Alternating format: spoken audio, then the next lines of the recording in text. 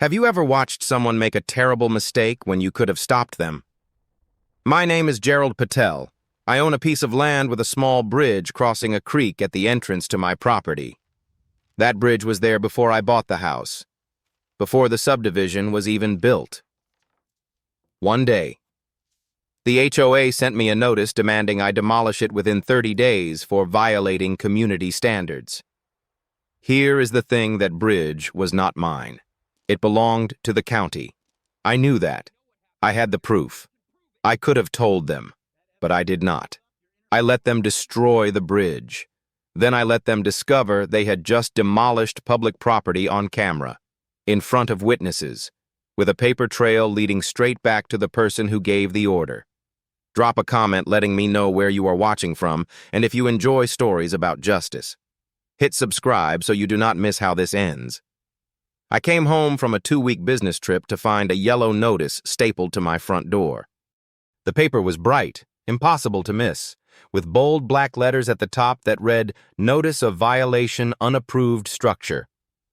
I set down my suitcase and pulled the notice free, reading it in the fading afternoon light. According to the Ridgeview Estates Homeowners Association, the wooden bridge crossing the creek at my driveway entrance was an unauthorized construction that violated Section 7.3 of the community CC&Rs. I had 30 days to remove it at my own expense, or I would be subject to fines of $500 per day until compliance was achieved. The notice was signed by Danielle Murphy, HOA president, with a flourish that suggested she enjoyed putting her name on documents like this. I walked down my driveway to look at the bridge. It was not large, maybe 20 feet long, wide enough for a single vehicle, built from thick wooden planks bolted to steel beams. The structure had been here since the 1970s, decades before Ridgeview Estates was developed. I had crossed it twice a day for 3 years without giving it much thought. But now, standing with a violation notice in my hand, I noticed something I had never paid attention to before. There was a small metal sign bolted to one of the support posts, partially obscured by rust and weathering. The letters had faded almost to nothing. I could not read what it said. I took a photograph of it anyway. I did not call Danielle Murphy. I did not send an angry email to the HOA board. Instead, I went inside and sat down at my kitchen table to think. Something about this situation felt wrong, not just unfair, but factually incorrect. I remembered a detail from when I bought the house, a conversation with the seller's attorney during the closing. He had mentioned something about a county easement and public right-of-way related to the creek. I had not paid close attention at the time. Now that phrase echoed in my mind with new significance. The next morning, I drove to the county recorder's office and spent 2 hours pulling documents. The property survey from 1986 showed my boundary lines clearly marked, and the bridge sat about 15 feet beyond them, on a narrow strip of land running along the creek. The easement records confirmed that the strip was designated as a public right-of-way, maintained by the county for drainage and access. Then I found the document that made everything click into place. County Road Department Work Order, dated April 19, 1973. Bridge construction at Creek Crossing number 847, authorized under the County Infrastructure Maintenance Budget. The bridge had not been built by a previous homeowner or a developer. It had been built by the county government, on county land, using county funds. It was public infrastructure. It did not belong to me, and it certainly did not fall under the jurisdiction of the Ridgeview Estates Homeowners Association. I printed copies of every document, saved digital backups to my phone and cloud drive, and organized everything into a folder labeled Bridge Documentation. Then I sat in my car in the county parking lot, thinking about what to do with this information. The obvious choice was to respond to Danielle Murphy's violation notice with the facts, send her the county records, explain that the bridge was public property, and watch her enforcement action collapse. That would be the reasonable approach, the mature one. But I knew Danielle Murphy's reputation. 6 years as HOA president. At least 3 families were driven out through the relentless enforcement of petty violations. She did not back down when challenged. She escalated. If I showed her the county records, she would not apologize. She would find another way to target me, make my life difficult in 100 small ways until I either surrendered or sold my house. I thought about the other option, the one where I said nothing, where I let Danielle Murphy proceed with her enforcement action, let her convince the board to authorize demolition, let her hire contractors, and tear down a bridge that belonged to the county. Destruction of public property was a felony in this state. I was not required to warn her that she was about to commit a serious offense. All I had to do was step aside and let her walk into the trap she had built for herself. The thought settled in my mind like a stone dropping into still water. It was not my job to save Danielle Murphy from the consequences of her own arrogance. I drove home and parked in my driveway, looking at the bridge one more time. The faded sign on the support post caught the late afternoon light. Tomorrow, I will get written confirmation from the county road department that this bridge was in their inventory. I would set up a camera pointed at the structure, recording around the clock. Danielle Murphy had given me 30 days. 30 days to decide whether I was going to save her from herself. I had already decided. I was going to let her destroy county property, and then I was going to let the county destroy her. The next morning, I returned to the county offices. This time I went directly to the road department, a small annex behind the main building with faded linoleum floors and fluorescent lights that hummed overhead. The clerk at the front desk was a man in his 50s with the patient demeanor of someone who had answered the same questions for decades. I told him I needed written confirmation regarding County Bridge number 847. He typed the number into his computer, studied the screen for a moment, then nodded. "That's one of ours," he said. "Built in '73, still in our active inventory. We inspect it every 2 years. I asked if he could provide that confirmation in writing. He said he would have the county engineer send me an email by the end of the day. By 4 that afternoon. I had a formal statement on county letterhead confirming that bridge number 847 was constructed and maintained by the county road department, located on a public right-of-way easement, and remained county property. I saved it to my documentation folder alongside everything else I had collected. 3 days after I received the violation notice, my phone rang. The caller ID showed Ridgeview HOA. I let it ring twice, then answered with my recorder running. The voice on the other end was clipped, authoritative, accustomed to compliance. "Mr. Patel, this is Danielle Murphy. I'm calling to follow up on the violation notice you received regarding the unauthorized structure at your property entrance." I told her I had received it. She waited, apparently expecting me to say more, when I did not. She continued, "I want to make sure you understand the seriousness of this matter. The bridge was never approved by the Architectural Committee. It does not meet current safety specifications, and it presents a liability risk to the association. You have 27 days remaining to remove it." Her tone made it clear this was not a conversation. It was a verdict already rendered. I asked her one question. "Can you send me the property survey showing that this bridge is located on my property?" There was a brief pause. "Mr. Patel, the bridge is at the entrance to your driveway. It provides access to your lot. It's obviously your responsibility." I repeated my request. "I would appreciate documentation confirming the bridge is within my property boundaries." Her voice sharpened, the practiced patience giving way to something harder. "You'll receive our formal position in writing. But let me be clear, if this structure is not removed within the deadline, the HOA will authorize its demolition and bill you for all associated costs. We have the authority to enforce compliance on all structures within this community, Mr. Patel, all of them, and we will exercise that authority." She hung up without saying goodbye. No verification offered, no documentation promised, just the assumption that her word was sufficient. I saved the recording to my folder with a timestamp, "Phone call with Danielle Murphy." claims HOA authority over all structures within this community, does not provide a property survey, threatens demolition and billing. Every communication was now documented, every threat preserved. If Danielle Murphy wanted a paper trail, I would give her one. It just would not lead where she expected. The certified letter arrived 4 days later, printed on official HOA letterhead with the Ridgeview Estates logo embossed at the top. The letter restated the violation, cited the relevant CC&Rs sections, and outlined the consequences of non-compliance. But the most important part was on the final page, a form titled Acknowledgement of Responsibility and Compliance Agreement. The form required my signature confirming 3 things: that the bridge was my property, that I accepted responsibility for its removal, and that I agreed to pay all costs associated with enforcement if I failed to comply.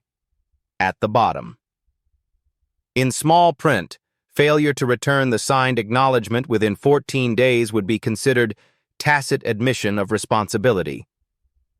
Danielle Murphy was not just demanding that I remove the bridge. She was demanding that I sign a document claiming ownership of something I did not own. If I signed, I would be legally affirming a false statement, one that could be used against me in court. If I refused and sent back a written objection, I would be engaging in the dispute on her terms, giving her ammunition to escalate. But there was a third option. I could do nothing, not sign, not respond. Let the deadline pass in silence. The HOA could interpret that however they wanted, but silence was not a legal admission of anything, and silence would not warn Danielle Murphy that she was about to make the biggest mistake of her career. I put the letter and the unsigned form in my folder.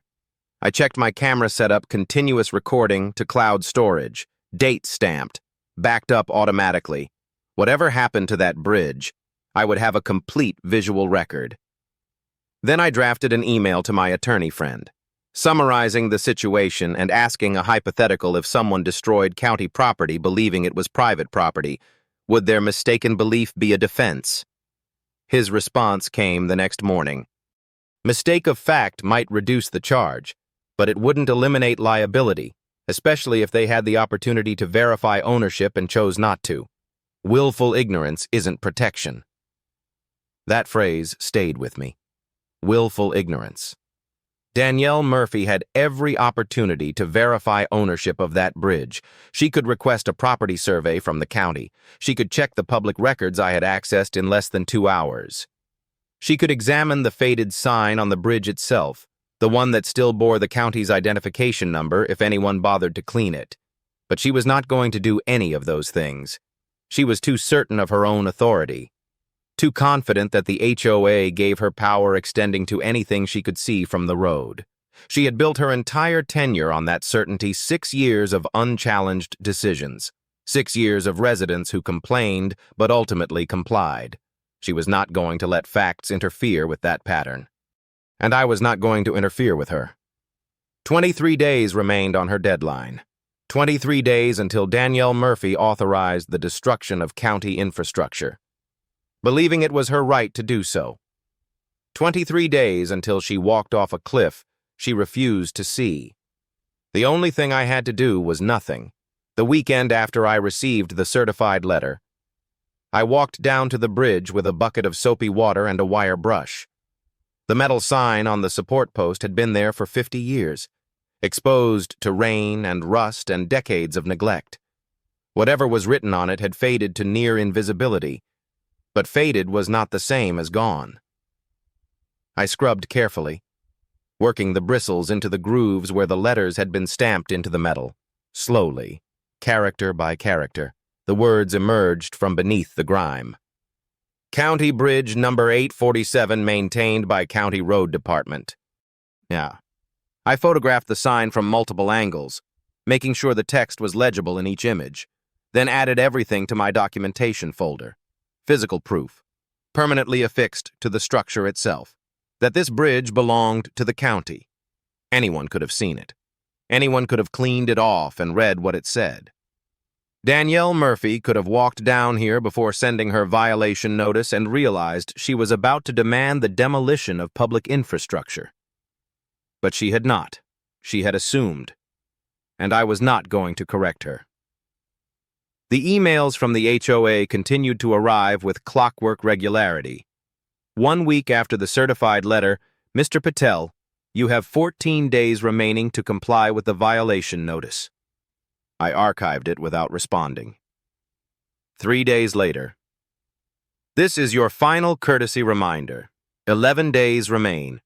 The HOA board has authorized the engagement of a demolition contractor pending your non-compliance.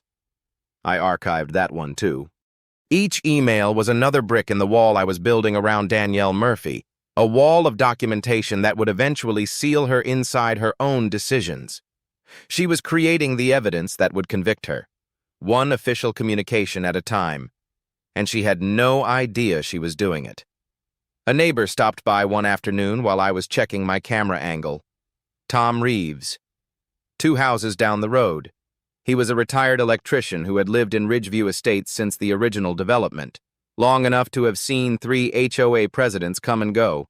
He asked if I had heard about the bridge situation with the HOA. I told him I had received some notices. He shook his head sympathetically. Danielle's on the warpath again. She's been telling everyone your bridge is a safety hazard, that it could collapse and block the creek. She wants to make an example out of you. I asked him what he thought. He shrugged. I think Danielle likes having enemies, keeps her relevant, keeps people afraid to cross her. He glanced at the bridge, then back at me. You going to fight it? I told him I was reviewing my options.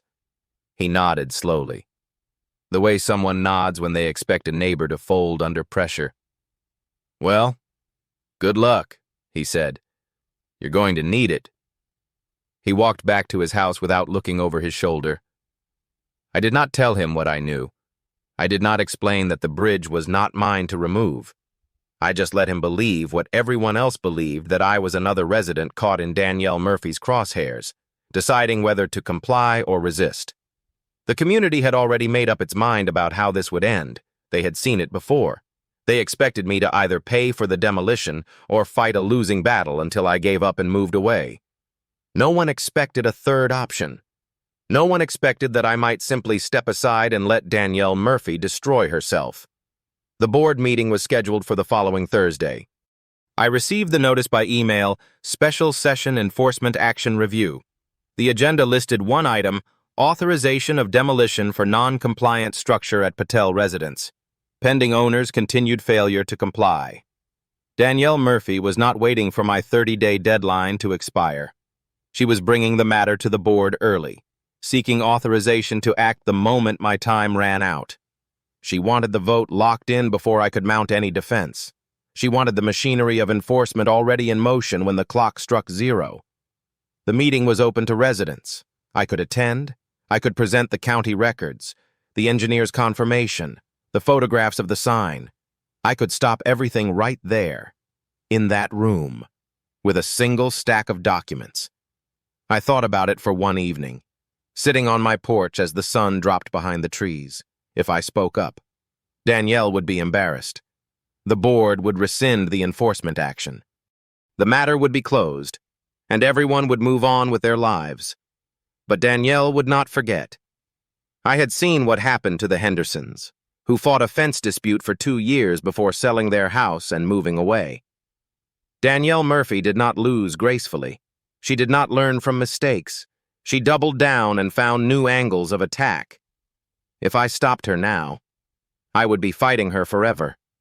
But if I let her demolish that bridge, she would not be fighting me. She would be fighting the county. And the county had resources and legal authority I did not possess. The county could press charges. The county could demand restitution. The county could make her life far more difficult than she had ever made mine. All I had to do was step aside and let her walk into the collision she had engineered. The board meeting was in 5 days. If I attended and said nothing, the vote would proceed. If the vote passed, demolition would be authorized. If demolition was authorized, Danielle Murphy would destroy county property on camera, with witnesses, with a paper trail leading directly to her signature on every document. The machinery was already in motion. It did not need my participation. It did not need my permission. It only needed my silence. And silence cost me nothing. 5 days until the board voted. 5 days until Danielle Murphy secured authorization to commit a felony. The trap was set. She was already walking toward it, and I was not going to lift a finger to stop her. The community forum post appeared 3 days before the board meeting. I did not see it myself. I had never joined the neighborhood's private online group, but a screenshot found its way to me through Tom Reeves, who sent it with a one-word message, "Wow." The post was authored by Danielle Murphy, and it carried the weight of official communication even though it was framed as a personal appeal. Fellow Ridgeview residents, it began. I want to make you aware of a serious compliance issue that affects our entire community. One of our neighbors has refused to remove a dangerous, unauthorized structure at his property entrance, despite multiple notices and opportunities to comply.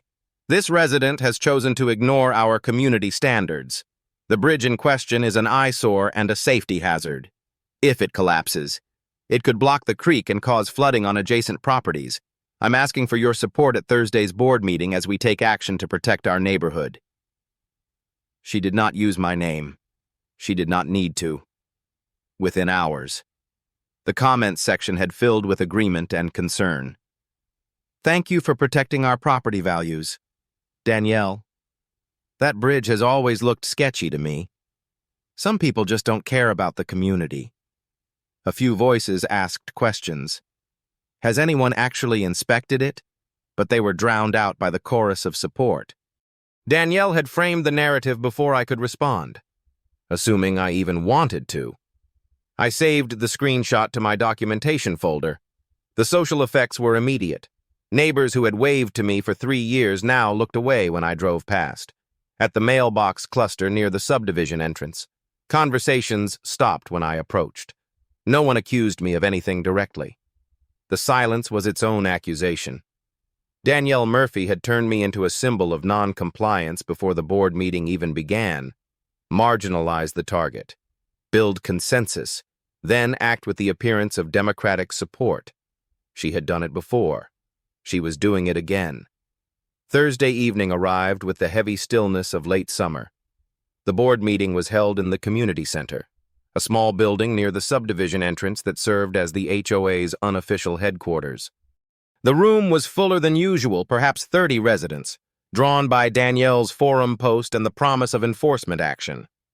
I took a seat in the last row. Danielle Murphy stood at the front, flanked by 4 board members arranged behind a folding table. She acknowledged my presence with a brief nod, the kind reserved for adversaries who have already been defeated. The meeting moved through routine business, quickly budget updates. A reminder about parking regulations, but everyone knew why they were really there. When Danielle reached the final agenda item, the room grew quiet. As many of you know, she began, we have a compliance matter that requires board action. The bridge at the Patel residence is an unauthorized structure that violates our CC&Rs. Mr. Patel has been given multiple opportunities to remove it voluntarily. He has not done so. I move that the board authorize demolition of the structure at the owner's expense, to be executed immediately upon expiration of the 30-day compliance period. She paused, surveying the room like a prosecutor addressing a jury. This is not personal. This is about maintaining the standards that make Ridgeview Estates the community we all chose to live in. The board members began to vote. The first 3 voted yes without comment. The fourth, a woman named Carol Patterson, hesitated. Shouldn't we verify the property boundaries first? She asked. Before we authorize demolition, I'd like to confirm that the bridge is actually on Mr. Patel's property. Danielle's expression flickered with annoyance before resettling into practiced patience. Carol, the bridge is at the entrance to his driveway. It provides access to his lot. It's obviously his responsibility. We've already sent multiple notices. The time for verification was weeks ago. Carol looked uncomfortable but did not press further. She voted no. The final board member voted yes, 4-1 in favor of demolition. Danielle thanked the board and announced that the contractor would be scheduled to begin work the day after my compliance deadline expired. The meeting adjourned. Residents filed out, some pausing to congratulate Danielle on her leadership. Carol Patterson glanced at me as she gathered her things. Her expression caught between sympathy and uncertainty. She walked toward the door, then stopped and turned back. "Mr. Patel," she said quietly, "I don't think this is right. Have you checked the county records?" I met her eyes. "I have." She waited for more. "And—" I held her gaze. "I'm not going to obstruct the board's decision." Confusion crossed her face. She opened her mouth as if to ask another question, then closed it. After a moment, she nodded slowly and walked out without another word. I remained in my seat for a few minutes, listening to the hum of the air conditioning and the distant sound of cars leaving the parking lot. The board had voted. The contractor had been engaged. The date had been set. The machinery was no longer just in motion, it was locked into place. The official notice arrived by certified mail 2 days later. Demolition scheduled for August 17th. Estimated cost, $12,000. This amount will be assessed to your HOA account upon completion of enforcement action. $12,000 to destroy county property. Danielle Murphy had put the number in writing, attached her signature, and sent it to me via certified mail with a tracking number. She was building the prosecution's case for them, one document at a time. August 17th was 14 days away. In 14 days, a contractor hired by the HOA would arrive at my property. Danielle Murphy would supervise. Neighbors would watch from their driveways. My camera would capture every moment: the excavator, the workers, the bridge coming apart piece by piece, the county identification number disappearing into a pile of rubble. And then the county would receive a phone call, a video file, and a folder full of documents that Danielle Murphy had helpfully provided. 14 days until demolition. 14 days until Danielle Murphy authorized the destruction of public infrastructure on camera. With witnesses. With a paper trail she had created herself. The vote was recorded. The contractor was scheduled. The notice was signed. Everything was in place. Everything was documented. Everything was moving toward a collision that only one of us could see coming. 10 days before the scheduled demolition. I made a phone call to the county road department. I did not identify myself as the property owner adjacent to Bridge 847. I simply asked a hypothetical question: what would happen if someone damaged or destroyed a county bridge? The woman who answered transferred me to a supervisor, a man with a tired voice who had clearly fielded stranger questions in his career. "Destruction of county infrastructure is a serious matter," he said. "We would file a police report, pursue civil damages for the cost of replacement, and refer the case to the county attorney for criminal charges. Depending on the extent of the damage, we're talking about a felony." I asked what the replacement cost might be for a small wooden bridge, something built in the 1970s. He paused, likely pulling up records. "A structure like that, $40,000 to $60,000, depending on current material costs and labor, plus administrative fees, engineering assessments, and permits. It adds up. $40,000 to $60,000 in civil liability. Criminal charges were referred to the county attorney. A felony on Danielle Murphy's record, all because she refused to check the property boundaries before authorizing demolition. There was still time to stop this. I could send her the county records. I could request a meeting with the board. I could present the evidence and watch the enforcement action collapse. Danielle Murphy would be embarrassed, furious, but she would escape the consequences of her own arrogance. She would learn nothing. She would do this again to someone else, someone who might not have the resources or knowledge to fight back. I was not causing her to break the law. I was simply declining to stop her. That distinction mattered to me. Whether it would matter to anyone else was not my concern. I walked down to the bridge that evening and stood at the edge of the creek. The county identification number was visible on the support beam. The sign I had cleaned was legible from 10 feet away. Anyone who cared to verify ownership could do so in minutes. But Danielle Murphy had built her authority on the assumption that she was never wrong. That assumption was about to cost her everything. The decision was final. My documentation was complete. My camera was recording, and my evidence was secured. The only thing left was the waiting. 5 days before the demolition. Carol Patterson called. Her voice was hesitant, uncertain. "Mr. Patel, I've been doing some research. I think there might be an issue with the bridge ownership. I couldn't find a property survey that shows it's on your lot. I brought it up to Danielle, but she said I was overthinking it." I asked what she thought. There was a long pause. "I think we should pause until we verify, but Danielle won't listen. She's already scheduled the contractor. She's already told everyone it's happening." Carol seemed to be gathering courage. "Mr. Patel, do you know something I don't about that bridge?" I considered my answer carefully. "I know what the county records show," I said, "and I know that Danielle Murphy has never asked to see them." Another pause. "Then why don't you just show her? Why don't you stop this?" I let the silence stretch between us. "Because some lessons can only be learned the hard way." Carol did not respond for several seconds. When she spoke again, her voice was quiet. "I don't understand what you're doing, but I hope you know what you're getting into." She hung up.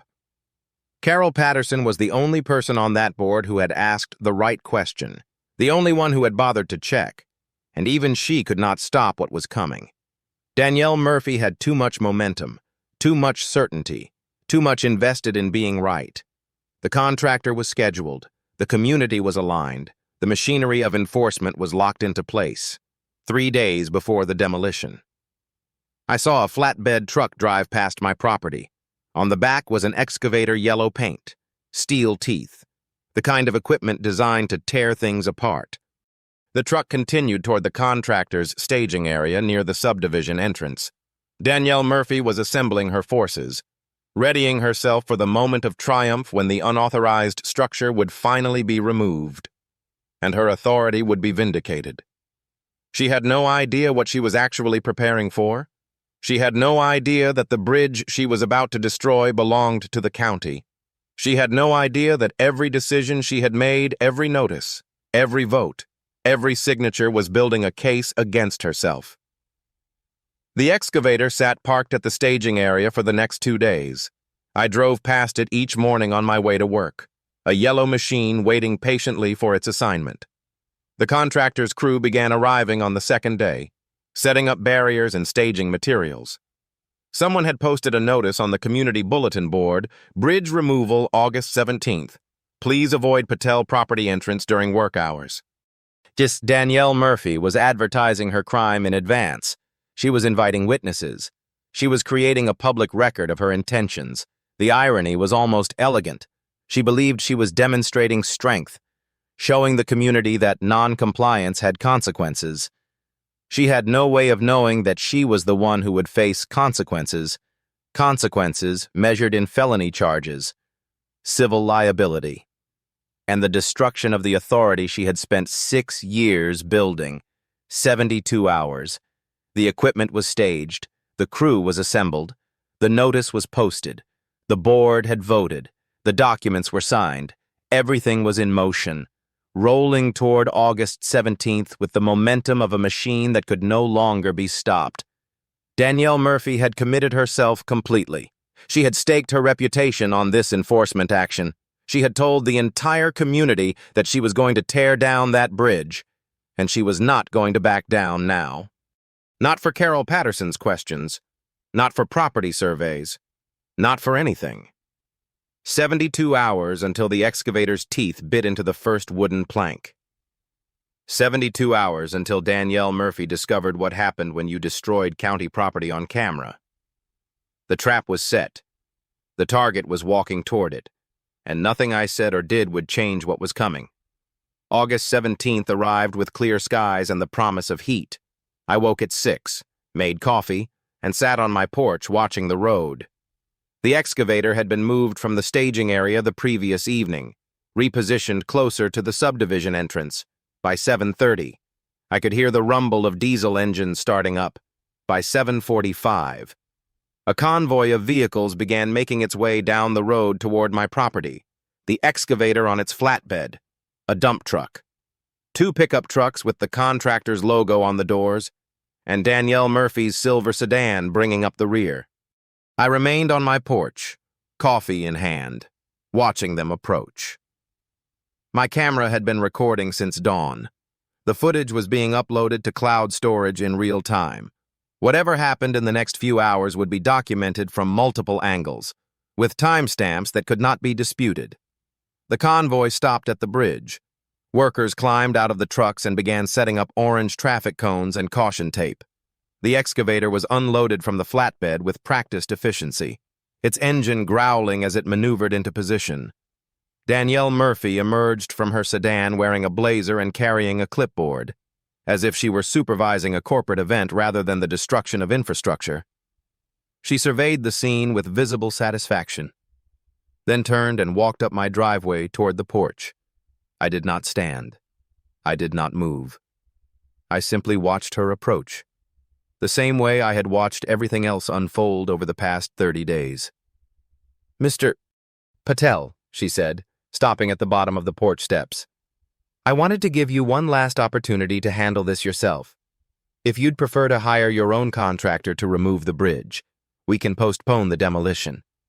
You'd still be responsible for the costs, but at least you'd have some control over the process." Her tone was magnanimous, the voice of someone offering mercy from a position of absolute power. I took a sip of my coffee. "I'm not going to interfere with the board's decision," I said. Danielle's expression flickered confusion, perhaps, or suspicion before settling into a satisfied smile. "Smart choice," she said. "This will all be over in a few hours. Then we can put this unpleasantness behind us." She turned and walked back toward the bridge, clipboard tucked under her arm, heels clicking against the asphalt. At 8:15, the excavator's engine roared to full power. The operator positioned the machine at the edge of the bridge, its steel bucket hovering over the wooden planks like a predator preparing to strike. Danielle stood nearby with 2 board members who had come to witness the enforcement action. Several neighbors had gathered at the edges of their properties, watching from a safe distance. Tom Reeves was among them, arms crossed, expression unreadable. The county bridge sign was clearly visible on the support post, the sign I had cleaned weeks ago. The sign that read, "County Bridge numbered 847 maintained by County Road Department." It was legible from 50 feet away. Anyone could have seen it. Anyone could have read it. No one did. At 8:22, the excavator's bucket descended. The first wooden plank splintered under the impact, sending fragments flying across the creek bed.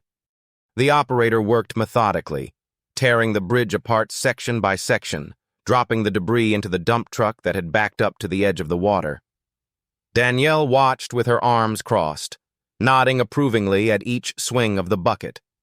She took photographs with her phone, the excavator at work, the bridge coming apart, the growing pile of rubble, documentation of her triumph, evidence of her authority.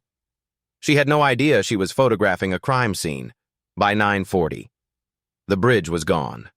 Nothing remained but the concrete footings on either side of the creek and a scattering of wood fragments in the water. The dump truck was full. The excavator sat idle, its work complete. Danielle Murphy walked the perimeter of the destruction site, taking final photographs, then approached me one last time. Her smile was the smile of someone who had won completely and wanted to make sure the loser knew it. "The invoice will be mailed to you within 5 business days," she said. $12,000 for demolition, plus administrative fees. If payment is not received within 30 days, the HOA will file a lien on your property. I met her eyes. "I'm not paying for that." Her smile widened. "Then we'll see you in court. Mr. Patel, have a nice day." She turned and walked back to her sedan, climbed in, and drove away without looking back. I waited until the last vehicle had disappeared down the road. I waited until the neighbors had returned to their houses and the street was empty. Then I went inside, sat down at my kitchen table, and made 3 phone calls. The first was to the County Road Department. "I need to report the destruction of County Bridge number 847, I said. The woman who answered put me on hold. A minute later, a supervisor picked up the same man I had spoken to 10 days earlier. "Did you say Bridge 847? He asked. "That's county infrastructure." "What do you mean? Destruction?" I told him the bridge had been demolished that morning by a contractor hired by the Ridgeview Estates Homeowners Association. I told him the demolition had been authorized by the HOA president, Danielle Murphy. I told him I had video footage of the entire event, including clear images of the county identification sign before it was destroyed. There was a long silence on the other end of the line. "This is a serious matter," he said finally. "I'm going to need that footage, and I'm going to need to transfer you to someone else."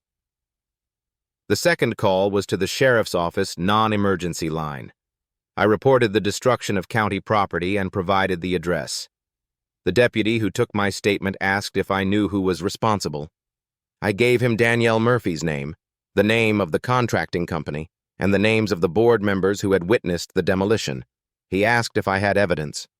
I told him I had video footage, photographs, and a complete paper trail documenting every step of the HOA's enforcement action, from the initial violation notice to the board vote to the certified letter authorizing the $12,000 assessment. "We'll be opening an investigation," he said. "Can you make that footage available?" I told him I could provide everything within the hour.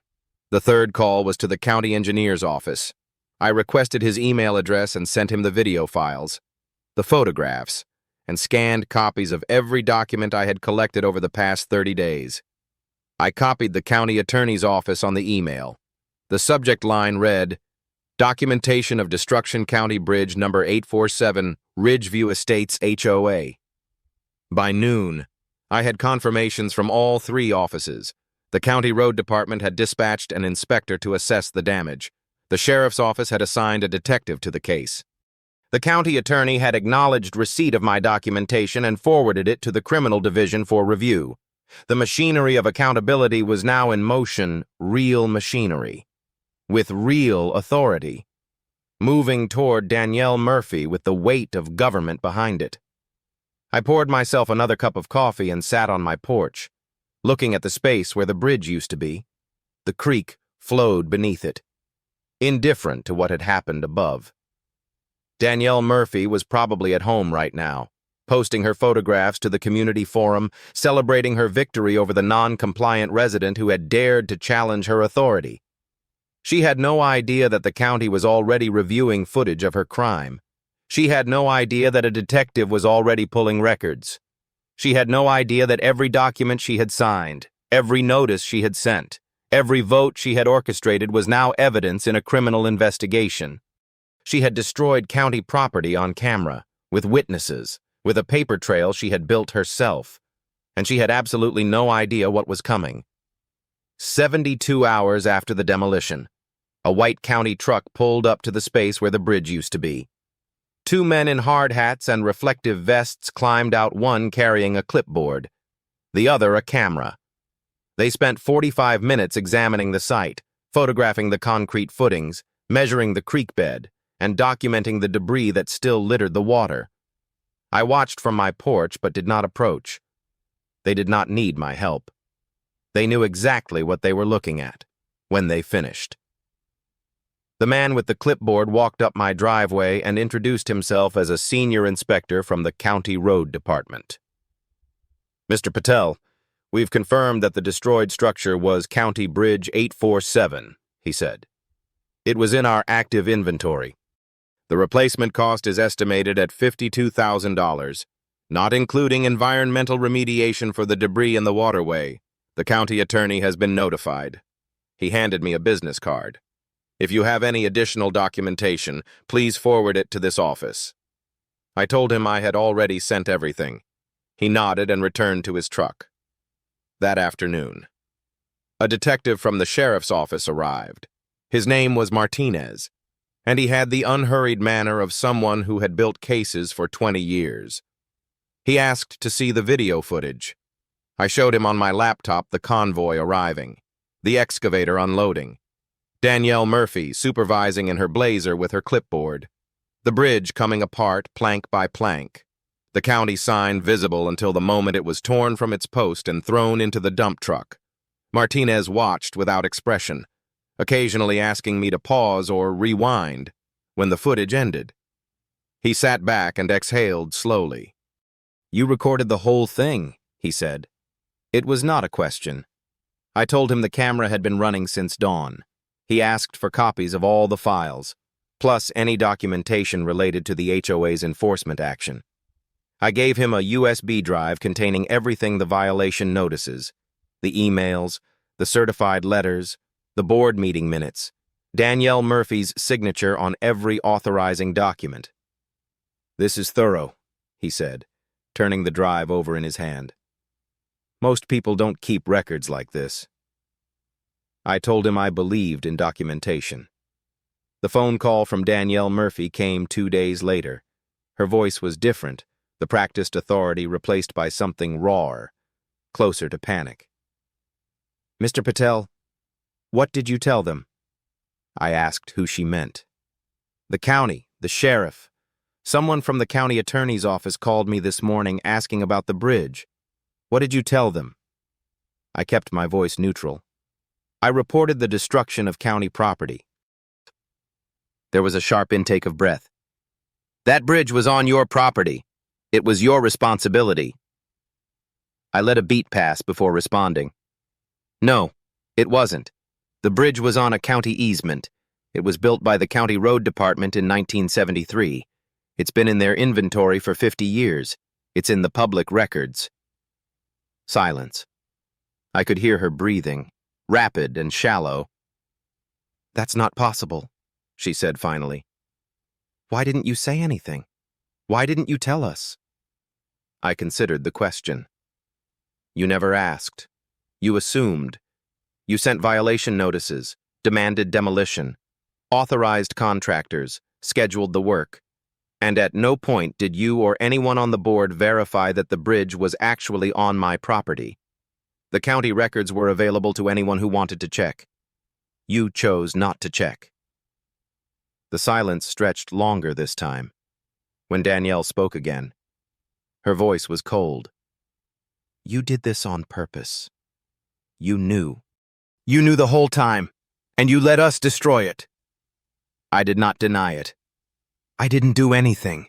Danielle, you did everything. You sent the notices, you called the meetings, you took the votes, you hired the contractor, you supervised the demolition. You photographed it and posted about it online. I just stayed out of your way." Another silence. Then quietly, "You could have stopped this." I let her sit with that truth for a moment before responding. "Yes, I could have. But you wouldn't have listened. You would have found another way to come after me. You've done it to other residents for years. The only difference this time is that you picked a target who understood what you were actually doing and who knew how to let you do it to yourself." The line went dead. She had hung up without another word. The news story broke 3 days later. A reporter from the regional paper had been tipped off I did not know by whom and had obtained copies of the county's inspection report and the sheriff's office incident summary. The headline read, "HOA President Authorized Demolition of County Bridge, Criminal Investigation Underway." The article, written by Danielle Murphy, quoted the estimated replacement cost of $52,000 and included a photograph of the empty creek bed where the bridge used to stand. The comment section was filled within hours. Some defended Danielle. She was just trying to maintain community standards, but most did not. Former residents of Ridgeview Estates shared their own experiences with aggressive enforcement. Current residents expressed shock that the bridge had belonged to the county all along. Someone posted a screenshot of Danielle's original forum post, calling the bridge a dangerous, unauthorized structure. The irony was not lost on anyone. Carol Patterson called me that evening. Her voice was shaky. "I saw the news," she said. "I tried to warn her at the board meeting. I asked about the property boundaries. She said I was overthinking it." I told her I remembered. "What's going to happen to her?" she asked. I told her that it was up to the county. Carol was quiet for a moment. I should have pushed harder. I should have demanded we verify before the vote. I told her she had done more than anyone else on that board. She had asked the right question. She had voted no. The fact that Danielle Murphy ignored her was not Carol's fault. "It doesn't feel that way," she said. "It feels like I watched a train wreck happen and didn't do enough to stop it." I understood the feeling, but some train wrecks could not be stopped. They could only be documented. The official notice arrived at Danielle Murphy's house by certified mail the following week. I did not see it, but Carol told me about it later, a letter from the county attorney's office informing Danielle that she was the subject of a criminal investigation for destruction of public property, a felony under state law. The letter advised her to retain legal counsel. The HOA board called an emergency meeting the same day. I did not attend, but Tom Reeves did, and he gave me the summary afterward. The 3 board members who had voted yes were suddenly claiming they had trusted Danielle's judgment and had no idea the bridge was county property. They voted to suspend her as president pending the outcome of the investigation. They voted to rescind the $12,000 invoice they had sent me. They voted to issue a formal apology to me for any inconvenience caused by this matter. Danielle Murphy sat through the entire meeting without speaking, her face pale, her hands folded in her lap. When the votes were finished, she stood up and walked out without a word. 6 years of authority, 6 years of unchallenged power, 6 years of driving out residents who dared to question her. All of it collapsed in a single evening. Under the weight of documents she had created herself, Danielle Murphy had spent years wielding the HOA like a weapon. Now she was about to find out what it felt like when a real authority pointed back. The criminal charges were filed 3 weeks after the demolition. Danielle Murphy was charged with destruction of public property, a third-degree felony carrying a maximum sentence of 5 years in prison and fines up to $10,000. The contractor who had operated the excavator was charged as an accessory, though his attorney had already reached out to negotiate cooperation in exchange for reduced charges. The excavator operator, it turned out, had asked Danielle Murphy twice during the demolition whether she was certain the bridge was private property, both times. She had told him to keep working. He had recorded those conversations on his phone. His attorney submitted the recordings to the county attorney as part of the cooperation agreement. They did not help Danielle Murphy's case. The news coverage intensified. What had started as a local story about an HOA dispute had become something larger, a cautionary tale that the regional paper captured with the headline, "Ridgeview HOA President Faces Felony Charges After Bridge Demolition." A television station from the city sent a crew to film the empty creek bed. The reporter interviewed 3 former Ridgeview residents who had moved away after disputes with the HOA. All 3 described similar patterns, violation notices for minor issues, escalating fines, threats of legal action. One woman said she had paid $8,000 in fines over a fence that was 2 inches too tall. Another said he had been threatened with a lien over a basketball hoop in his driveway. The stories painted a picture of systematic harassment enabled by residents who were too afraid or too tired to fight back. Danielle Murphy declined all requests for comment. Her attorney issued a statement claiming she had acted in good faith based on information available at the time. The statement did not explain why she had never bothered to verify that information. The civil case moved forward simultaneously. The county filed a lawsuit against Danielle Murphy personally, the Ridgeview Estates Homeowners Association, and the contracting company. The total claim was $67,000, $52,000 for construction, $8,000 for environmental remediation, and $7,000 for administrative and legal costs. The HOA's insurance carrier immediately filed a notice disclaiming coverage, arguing that the policy excluded intentional acts. That left Danielle Murphy personally liable for her share of the damages. The enforcement fund she had built over 6 years, the fund that had paid for attorneys and contractors to pressure residents into submission, was now being depleted to pay for her own mistakes. The HOA held a special election 2 weeks after the charges were filed. Carol Patterson was elected president by a margin of 43-7. Her first official act was to dissolve the enforcement committee. Her second was to commission an independent audit of HOA finances going back 5 years. The audit revealed that the enforcement fund had collected over $90,000 in fines and settlements during Danielle Murphy's tenure, money extracted from residents who had been threatened, pressured, or simply worn down until they paid to make the harassment stop. Carol's third act was to send me a formal letter of apology, signed by all 4 remaining board members, acknowledging that the enforcement action against me had been unauthorized, unverified, and conducted without proper due diligence. The letter rescinded all violation notices and confirmed that my account with the HOA was in good standing. I filed it alongside everything else. The social consequences followed their own trajectory. Danielle Murphy stopped attending community events. Her car remained in her driveway most days. The garage door closed, the curtains drawn.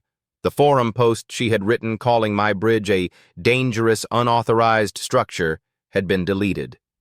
But screenshots continued to circulate. Someone had created a timeline of her enforcement actions over the past 6 years, the families who had moved away, the disputes that had ended in settlements, the pattern of targeting residents who challenged her authority. The timeline was shared widely. People added their own stories in the comments. By the end of the week, it had been viewed over 4,000 times. Tom Reeves stopped by one afternoon, about a month after the charges were filed. He stood at the edge of the creek bed, looking at the space where the bridge had been.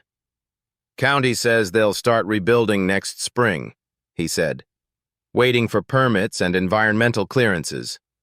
He turned to look at me. "You could have stopped her sooner. You could have shown her the records before she tore that bridge down." I acknowledged that I could have. He studied my face.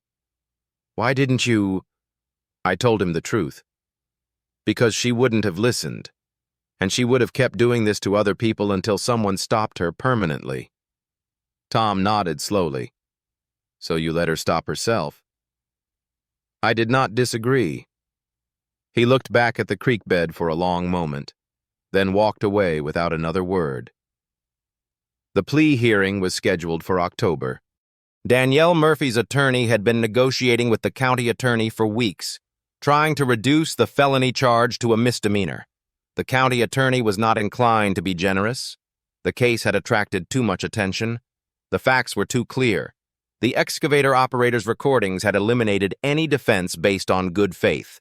Every notice, every email, every board vote, every signature, all of it pointed to a deliberate decision to destroy property without verifying ownership.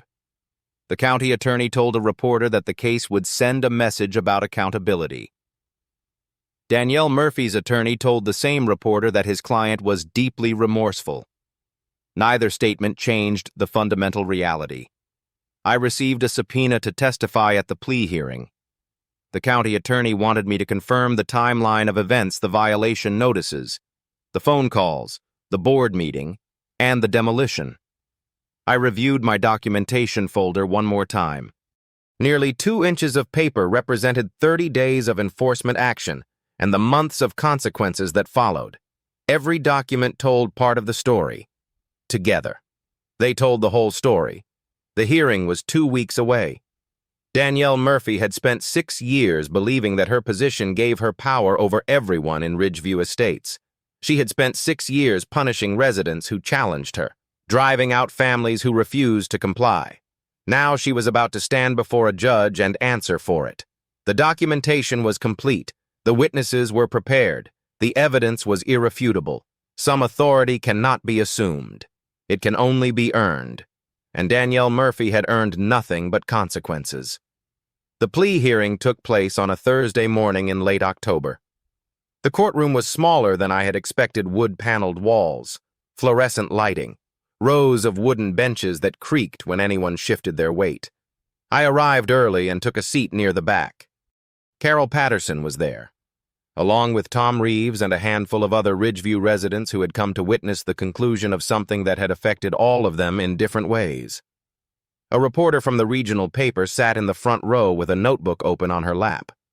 Danielle Murphy entered through a side door with her attorney, wearing a gray suit that made her look smaller than I remembered.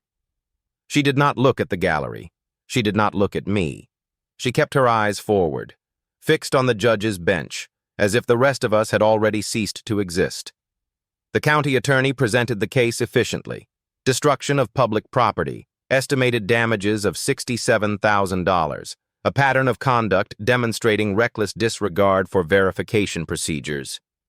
The excavator operator's recordings were entered into evidence: two separate instances where Danielle Murphy had been asked to confirm ownership and had instructed the contractor to proceed anyway.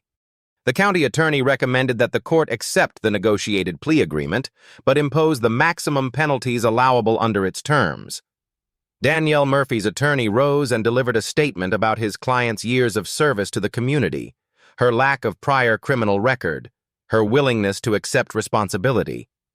He asked for leniency. The judge listened without expression. When both attorneys had finished, she turned to Danielle Murphy and asked if she wished to make a statement before sentencing. Danielle stood slowly. Her voice was quiet, controlled, but I could hear the strain beneath it. "I made a mistake," she said.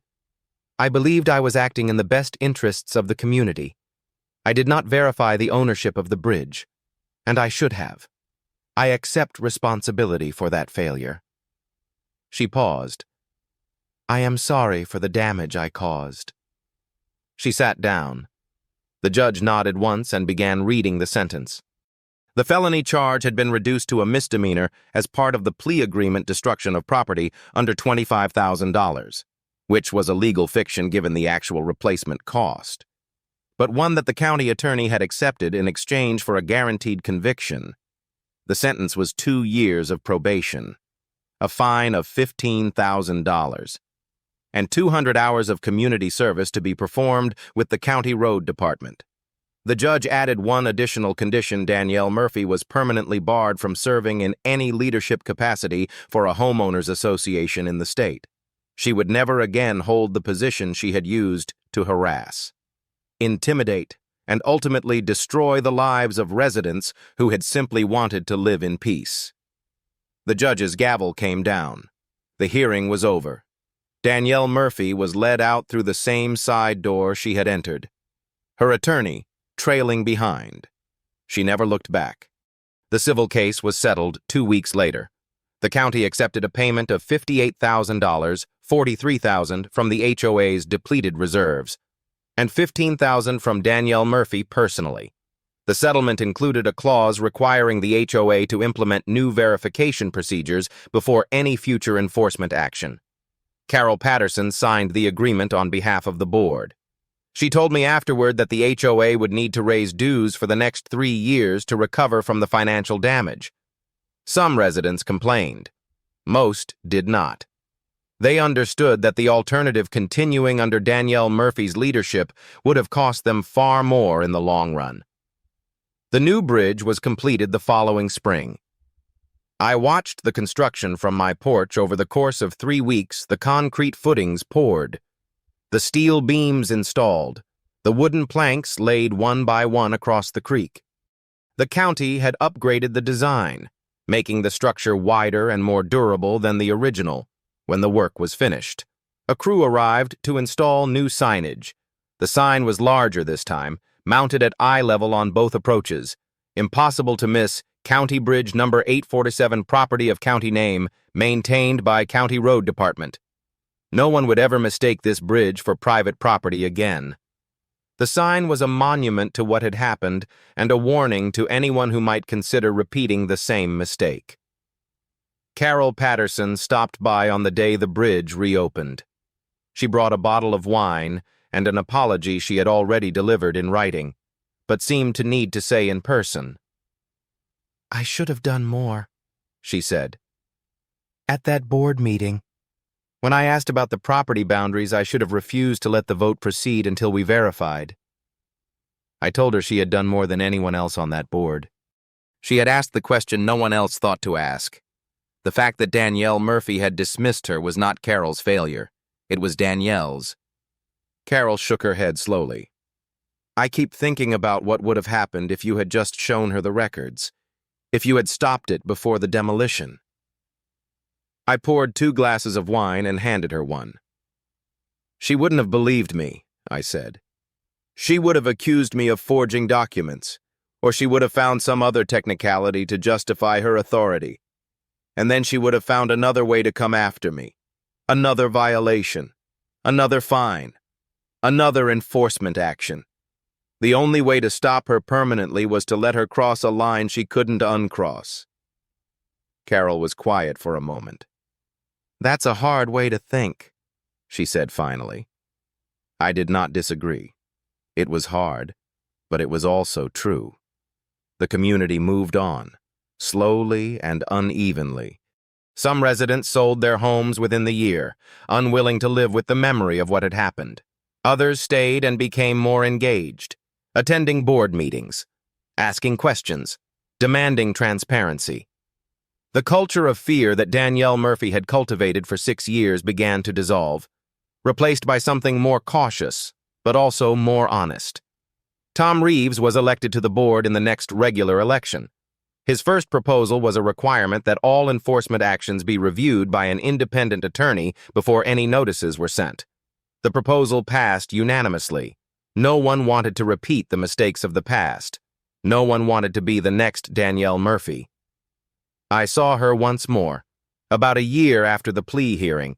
She was working on the side of a county road, wearing an orange vest, picking up trash as part of her community service hours. I was driving past on my way to the hardware store. She did not see me, or if she did not acknowledge it. I did not stop. I did not slow down. I simply drove past and continued on my way. There was nothing left to say. She had made her choices. I had made mine. The system had delivered its verdict. The rest was just time passing. People ask me sometimes if I feel guilty about what happened, if I regret not warning her, if I think I could have prevented the destruction of the bridge and everything that followed. The answer is complicated. I could have stopped it. I chose not to. I chose to let Danielle Murphy walk into a trap of her own making, knowing exactly what would happen when she did. That choice was not easy. It was not clean, but it was effective. Danielle Murphy had spent 6 years using the HOA as a weapon against anyone who challenged her. She had driven out families, extracted thousands of dollars in fines, and built a system designed to crush dissent. The only way to dismantle that system was to let her destroy it herself. And she did. She destroyed it completely. Some people believe power comes from position, from titles and committees, and the authority to send notices and levy fines. Danielle Murphy believed that. She believed it right up until the moment she discovered that the bridge she had ordered destroyed did not belong to me. It belonged to everyone, and everyone made her pay. I did not defeat her. I did not fight her. I simply stepped aside and let her defeat herself. That is not revenge. That is patience. That is documentation. That is understanding that some battles are won not by fighting, but by letting the other side make mistakes they cannot take back. The bridge stands now, solid and permanent, with a sign that no one can miss. Every time I drive across it, I remember what it cost to put that sign there. And I remember the lesson it taught me, a lesson I hope I never have to use again, but one I will never forget. Always check the records. Always verify before you act. And never assume that power means you are right. Because sometimes, the person you are trying to destroy is simply waiting for you to destroy yourself.